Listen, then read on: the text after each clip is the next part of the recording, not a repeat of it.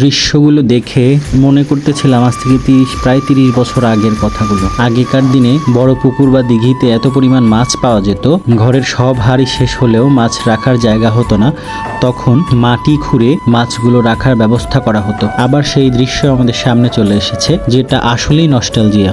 আমাদের এই দিঘিতে এত বেশি মাছ পাওয়া যায় যে বড় পাত্রে রাখার পরেও অনেক মাছ অবশিষ্ট থেকে যায়। তাই আমরাও সেই আগের দিনের মতো মাটি খুঁড়ে মাছ সংরক্ষণের ব্যবস্থা করি।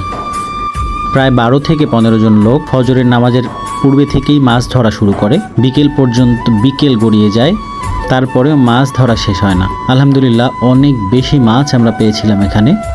এগুলো কোনো চাষের মাছ নয়, এটা একদম প্রাকৃতিকভাবে আমাদের দিঘিতে চলে আসা মাছ। দেখতে আশ্চর্যজনক হলেও এটাই সত্যি এবং এটাই বাস্তব। হ্যাঁ, এটা আমাদের পুষ্কুনির মাছ, সবগুলো একসাথে।